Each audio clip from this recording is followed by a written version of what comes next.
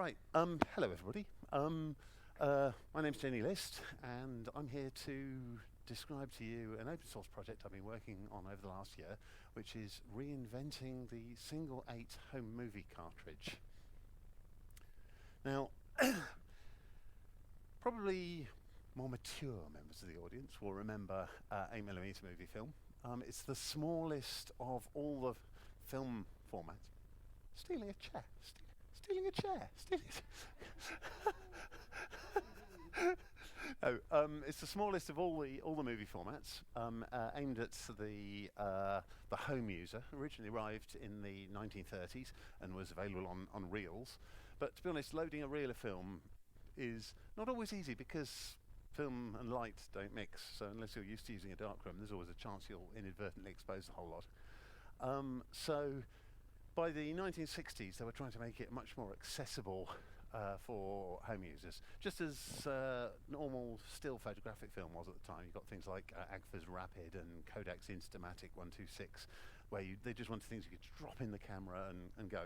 So a couple of cartridge formats appeared.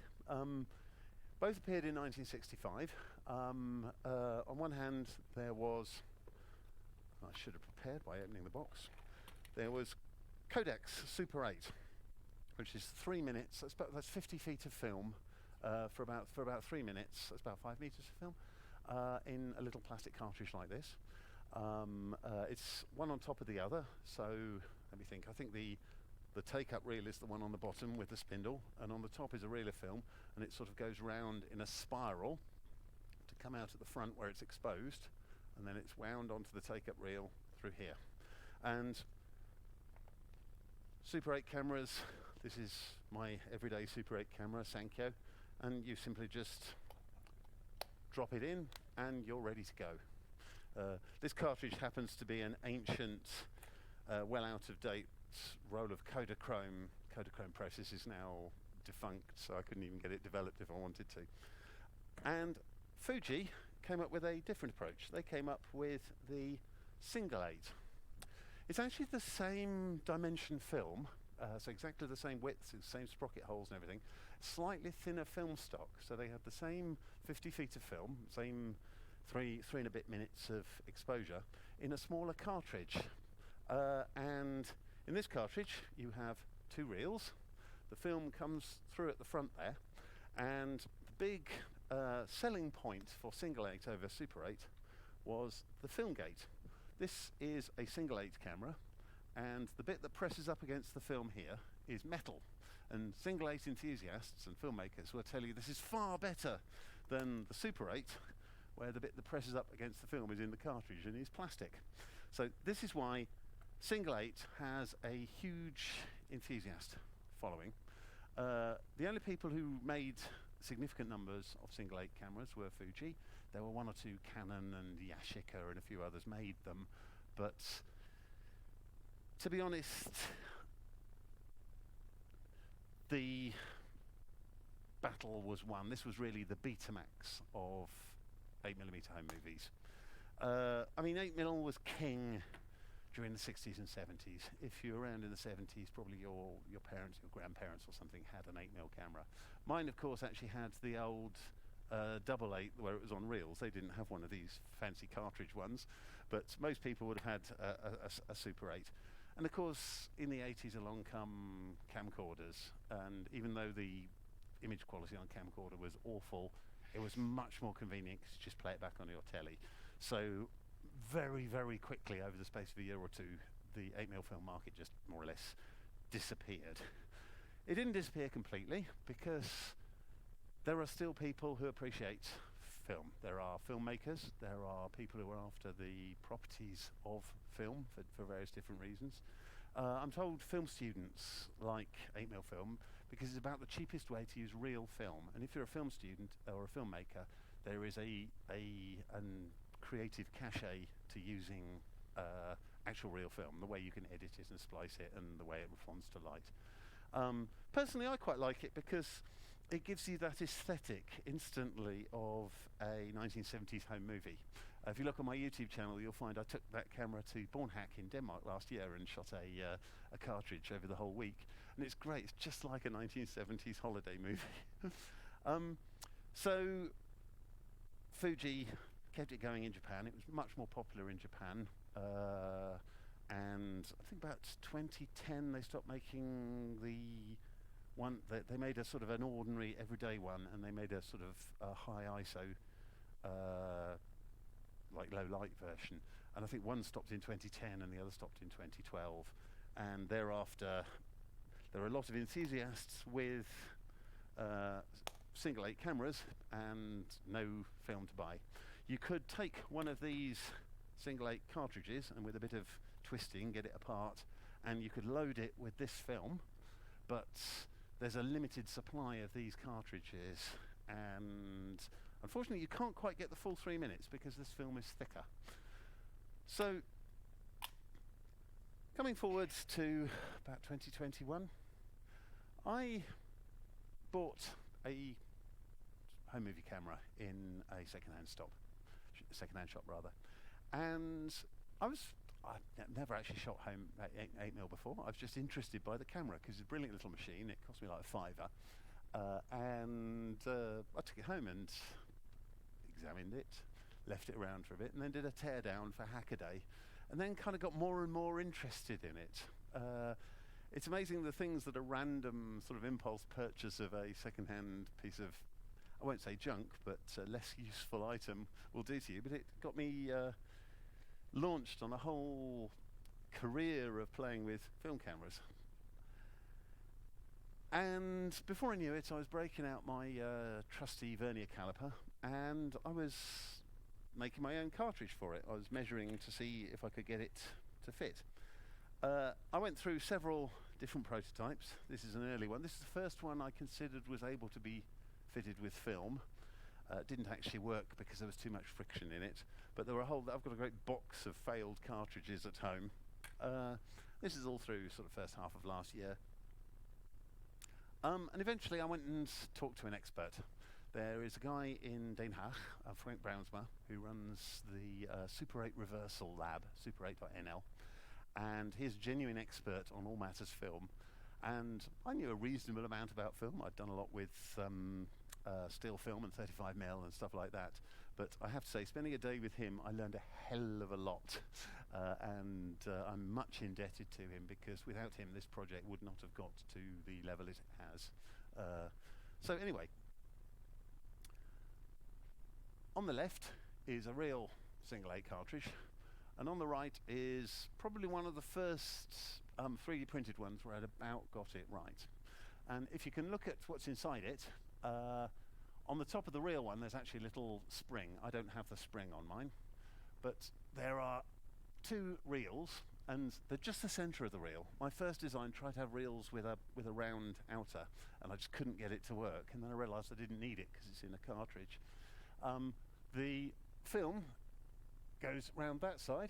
There's a pulley there, there's a light gap there, it's a light blocker there, and it comes out across the front where it engages with the camera, back in onto another pulley, and round there onto that. Mine is slightly simpler in design in that it has the pulley. That's a 3D printed pulley that sits on a 3D printed shaft, and my reel is a bit simpler. They have a hole in the film with a little peg that sticks into it. I have a groove in the reel where I stick the thing in the groove and I bend it over at the end. It seems to work. I have a light seal round each pulley. That is a lip which engages with this groove in the reel. That one, it's 3D printed. I think it's 3D printed on one of my Hackerspace's Prusa Minis. It's just about acceptable, but at this point I realized that you cannot use a too high quality 3D printer with this, because friction really starts to be your enemy. So, in fact, there we are.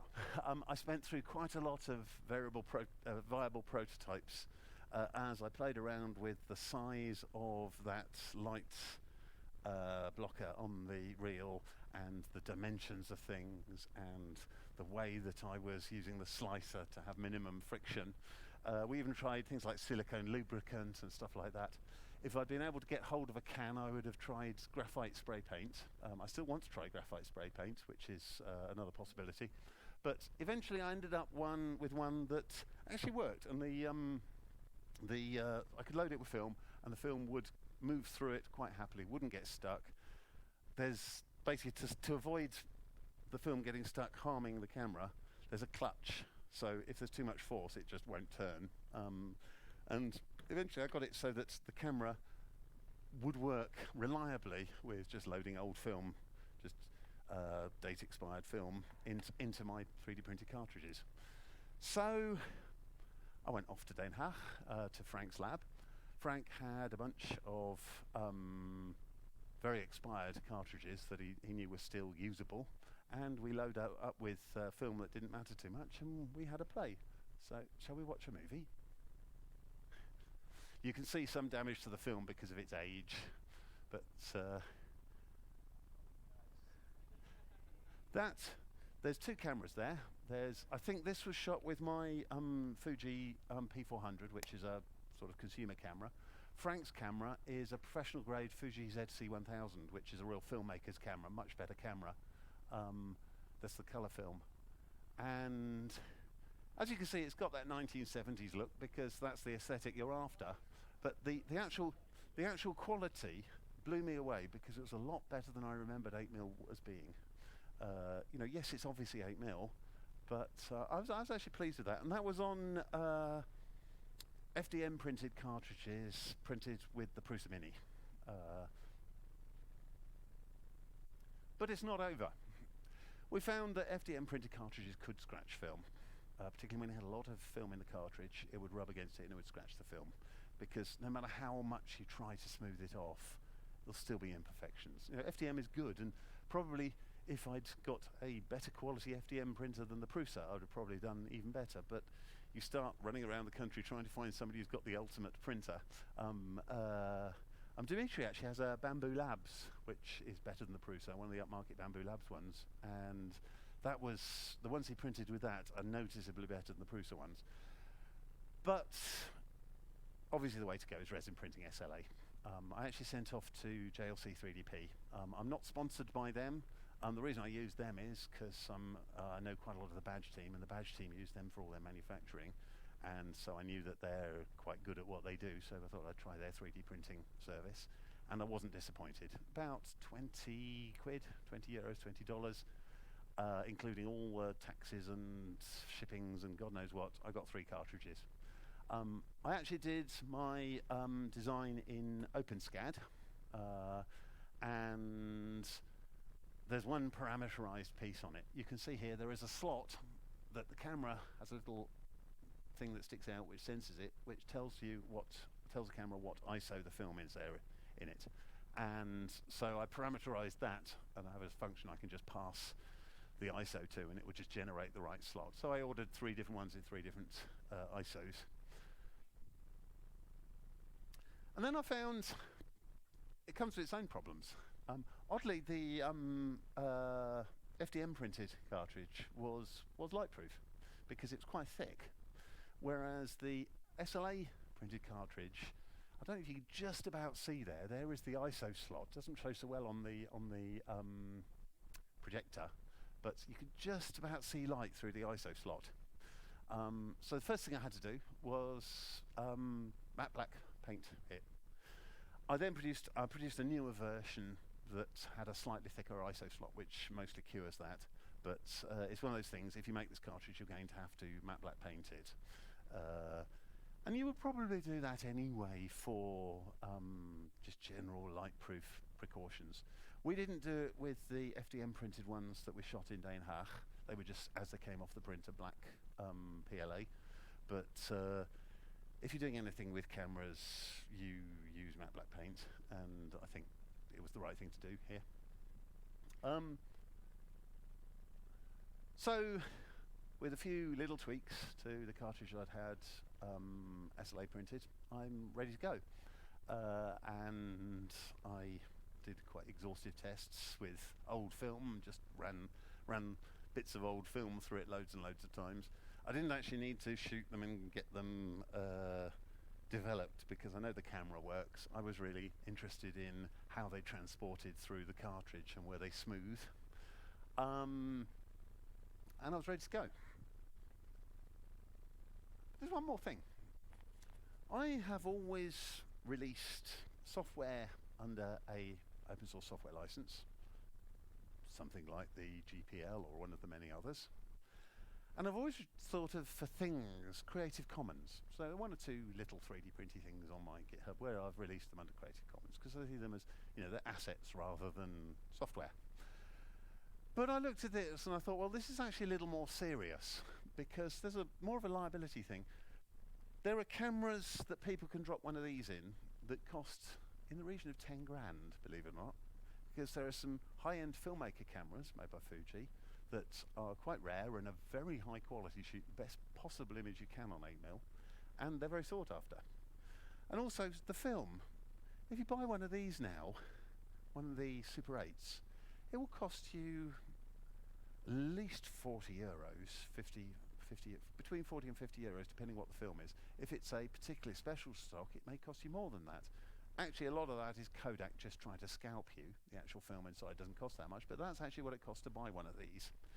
And if somebody is shooting their one and only thing, if they have, some very expensive production, what's on the film, the latent image, can be worth quite a bit. And I didn't want the liability of some pillock basically using my untested 3D printed cartridge to shoot rare and expensive film in a platinum coated camera with a Hollywood star they had to pay £10 million a minute for. And so I decided I needed a better license. I looked around at our open hardware licenses. I ended up with the CERN open hardware license, mostly because it uses the British spelling of license, which is always a good thing. No, they have a permissive one and a more stringent one, and I went for the more stringent one. I want this to be open source. In fact, if you read my GitHub page, basically at the bottom it says, has a thing, if you're wanting to sell this cartridge, it's open source. You can print it, you can sell them. But I know what the photographic industry as a business is like, and I particularly know what the business around old cameras is like. There's always going to be some idiot who is going to print these things and try to sell them for 100 quid each. And I've basically said, look, I think if I can print one in one quantity, I can print 3 of them for under 20 quid.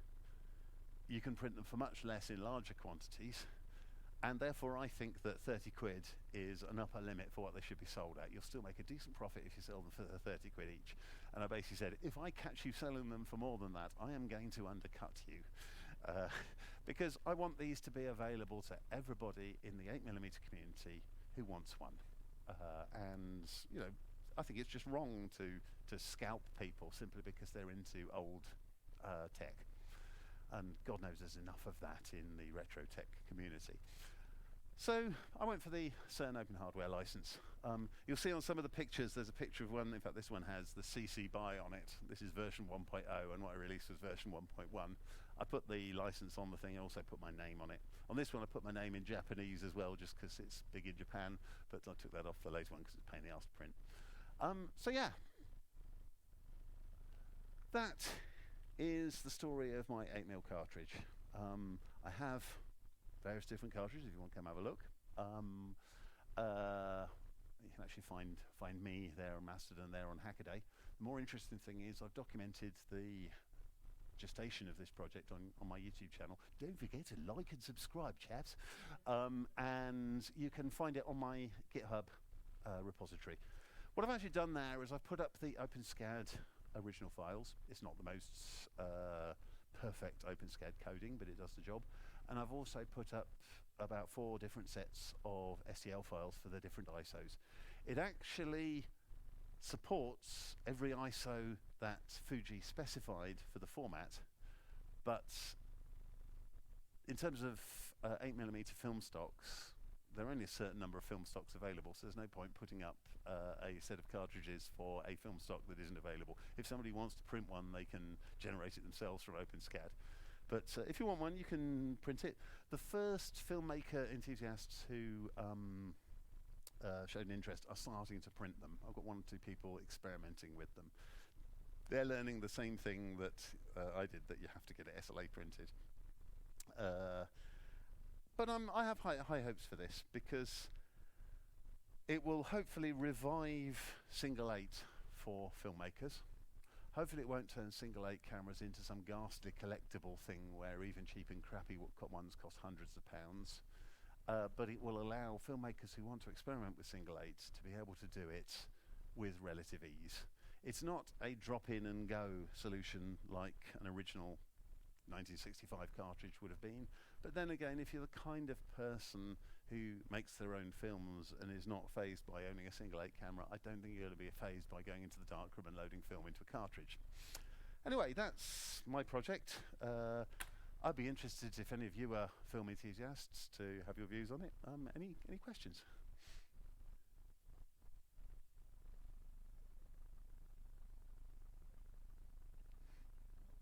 Apparently not. Okay. I need a tumbleweed for these moments, don't I? Anyway, thank you very much, everybody. Thanks.